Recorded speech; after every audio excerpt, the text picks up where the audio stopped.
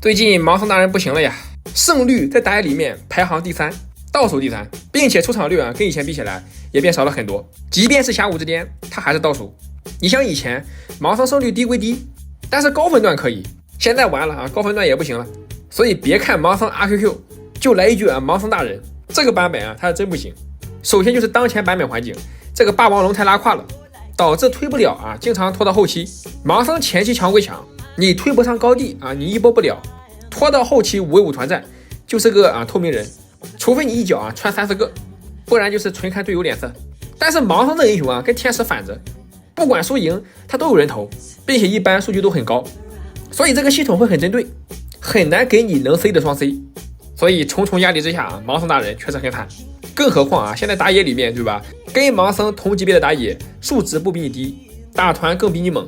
就连杰哥都踩头盲僧，这里他瞄着他骸骨刷了，不然起码跟他换了。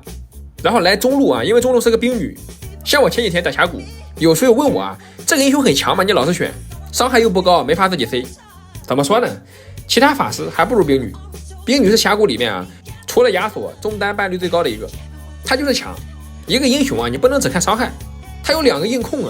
只要打野会玩，知道怎么抓，配合冰女对面中单玩不了游戏。所以我才说冰女这个英雄最能体现打野差距。会玩的打野会帮你抓，不会玩的打野你选个冰女，他看都不看你一眼，跑了上路去抓对面盖伦。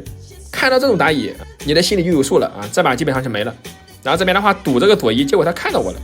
我们直接仗着前期猛来找这个开引，来都来了好歹拿个蓝 buff。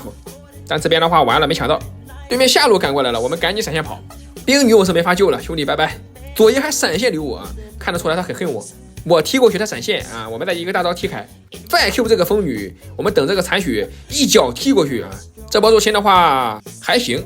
大致上还是小赚，因为我的人头给的是风女，下路还拿到赏金了。但是这一波这个小龙就是对面来的话可以去管，但是你不能全去管呀，我一个人打得太慢了。这个情况下我们也不能打了，我们只能把开引踢开先把这个龙拿下。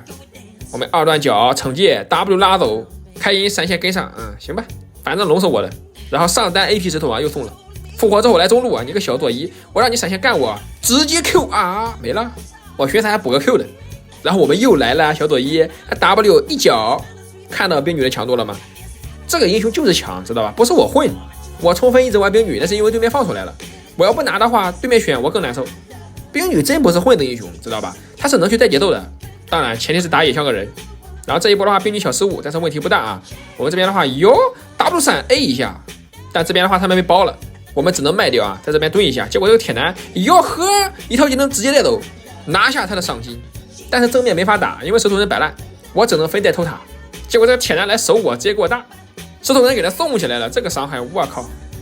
复活之后对面都推高地了，我们赶紧 W 踢一脚 Q 技能，他闪现了，我们距离不够，闪现跟上一脚，一个地板拍子侠，这一波血赚500块钱。然后复活之后这个开引强的是你队友又不是你还经纬野区装起来了，我让你给我偷，开引死大龙拿下。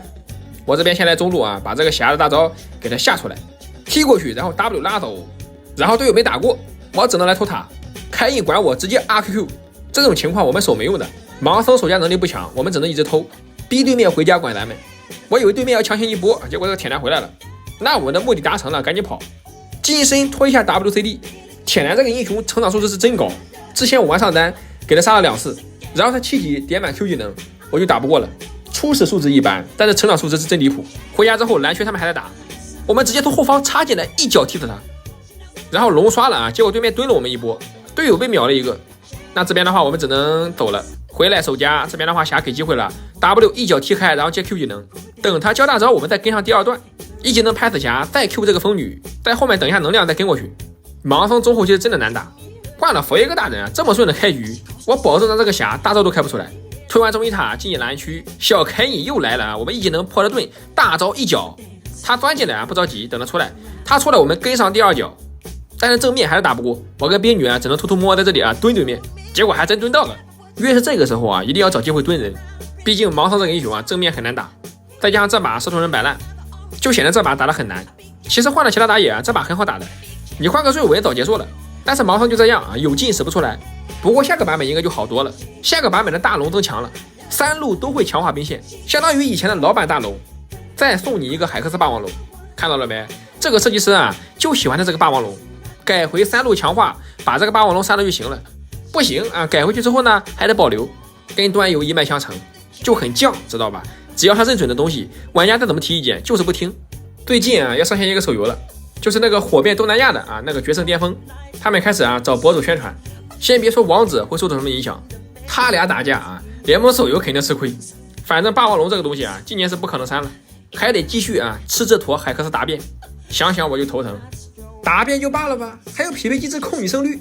你调整好心情，认真玩，越玩越生气，你反而无所谓啊，瞎鸡巴玩，他反而玩得开心。你像这把，我们4个就跟伺候这个石头人一样，人家就是送人头摆烂逛街，我们得守家啊，偷龙偷塔，然后赢了呢，人家也能涨颗星，输了之后呢，我们都掉1颗星，但是人家的队友会一直强，但是你的队友呢，下一把还有个这种选手。为什么我老是骂联盟手游？我是真不希望他完蛋。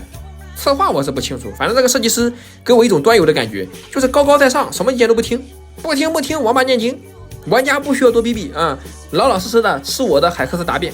就是不改，哎，就是要持续半年，慢慢熬吧。暑假人最多的时候，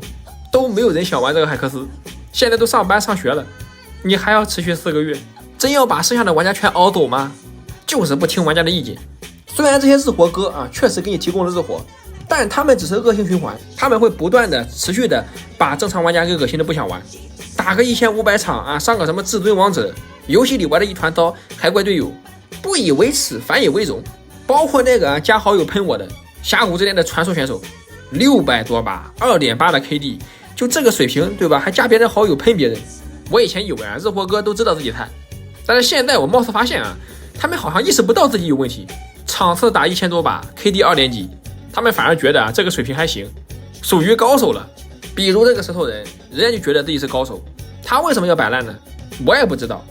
不过我猜啊，应该是他打铁男被打爆了，然后我没帮他，应该是这个原因。反正对他们来说啊，1颗星而已，我们上1颗星只需要赢1把，